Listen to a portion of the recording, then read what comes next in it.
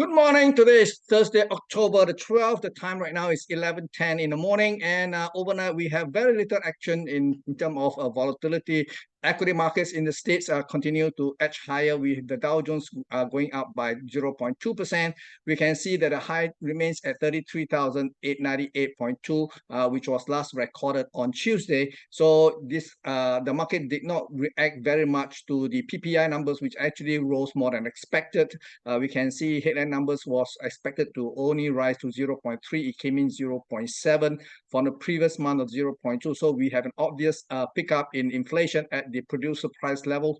And we also did not get very much of a reaction from the minutes of the last FOMC meeting. So the market actually ignored that because there's nothing new there. So we can see that prices remains elevated despite the ongoing war in the Middle East between Israel and Hamas. And we're not sure whether we're going to see an escalation in that war. Most likely, we're going to see an uptick in violence, and this could eventually impact the equity markets because it is considered to be a risky asset.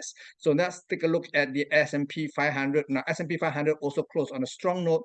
It went up more than the Dow Jones itself. It closed up 0.4%.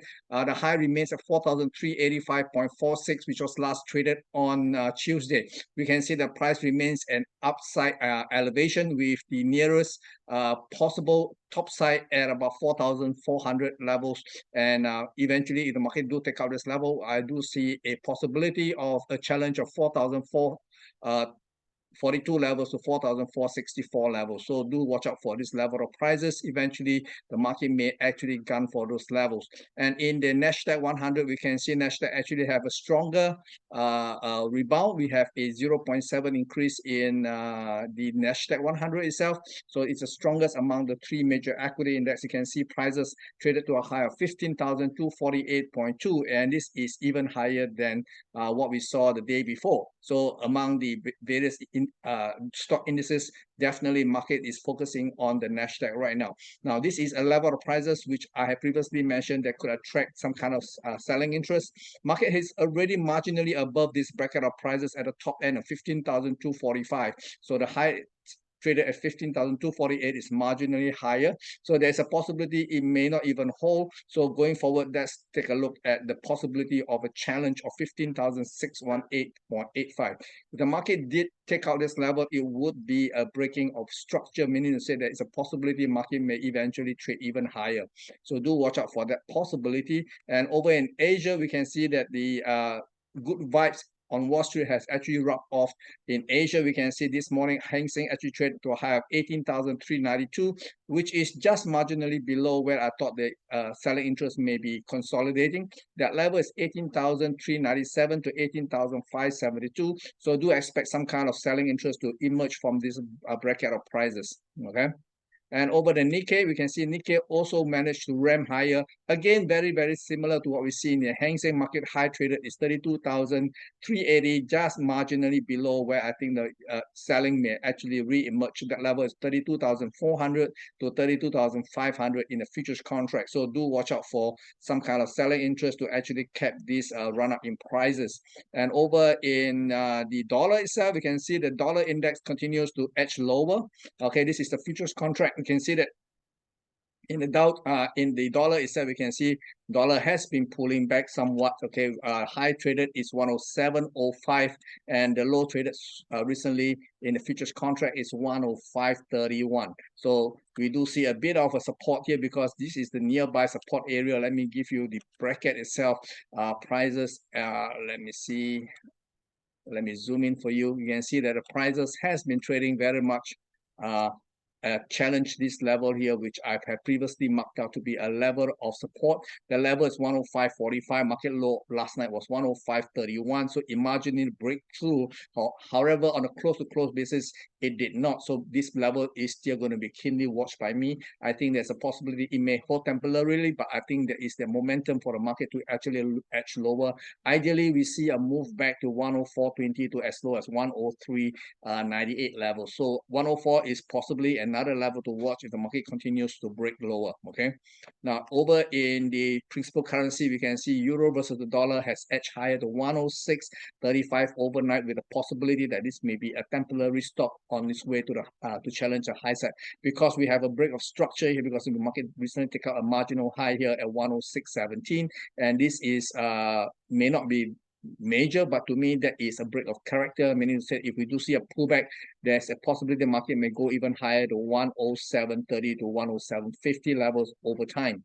Over in sterling seems to be holding up very well relative to the euro dollars. We can see overnight high at 123.37, suggests that this market has already broke structure, and any pullback here will be giving us a buying opportunity. Let's take a look at levels in which I think we could be buying. The level is about 121.87 to 122.22. So let's see if this market can actually hold to give us a chance to buy for the next uplet to challenge 124.16 to 124.45. Okay. Over in the Aussie has managed to go up in a three-wave rally. The high traded is 64.45. What I mean is 0.6465, sorry, 0.6445. And it does look like the market has been trading within these two bands of prices. At the low end, we have 0.63, and the upper end 0.65. So the market right now is in between these two layers of prices. And if the market can go up, look for level to sell. The market do dip back into 0.36 for levels to buy. And over in dollar yen, there's nothing really much. Market is basically in a holding pattern here. The high and low has been confined between 150.16 to 147.27. So for the time being, this market has not broke out of this barrier. Watch out for some kind of movements going into tonight's CPI numbers. Okay. And over in dollar Canadian, we can see Canadian prices did not rebound significantly. We have a test of the 1.3550 to 1.3580 levels. Low so far is at 135.69, and market is trying to find its equilibrium. So right now it's probably around these levels here. So there's a good chance it may bounce. Let's watch out for a bounce. If we do get a bounce, 1.3677 to 137.02 is look at a level to position short for the next leg down. Okay. And over in crude oil continued to come off. Now overnight crude oil came down almost 3% on the back of comments from the both OPEC plus. In principle, we have Saudi Arabia and Russia actually issue a joint statement with President Putin, said that they are going to stabilize the energy markets, and this is in reaction to the violence that has erupted over the weekend in Israel between Hamas and Israel, and this is causing people to think that it may actually impact global growth, and the demand for crude oil is definitely at stake here. So despite their production cut all the way to the year end, I think both major producers between Russia and Saudi Arabia may actually allow prices to slide for a time being, so that it does not become a hindrance to global growth. Okay. And over in precious metals, we can see that precious metals continue to edge higher. Now we can see that since the yield has been falling since the beginning of the week, that gave the dollar a reprieve.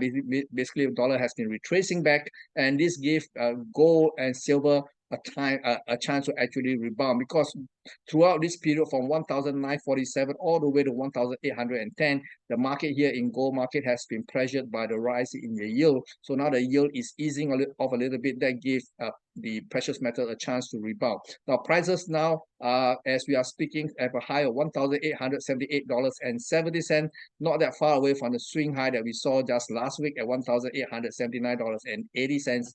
It could actually act as a barrier. So do expect some kind of pullback. If we do get a pullback, I would suspect somewhere around, let's see where, I would think maybe I have to adjust my buy levels here. I want to remove this for a time being.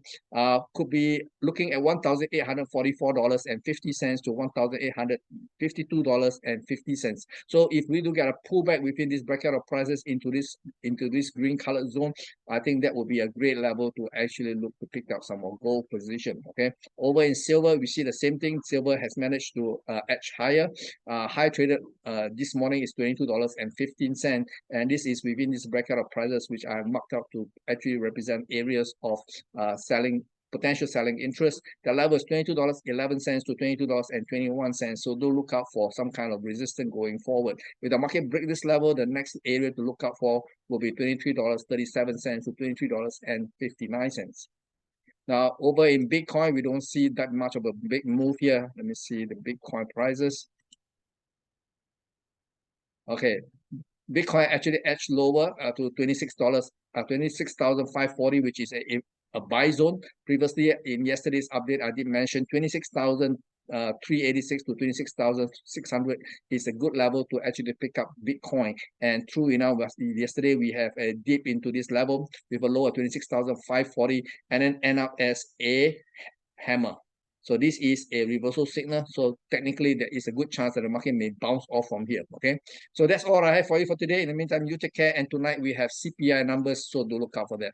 Bye-bye. Take care.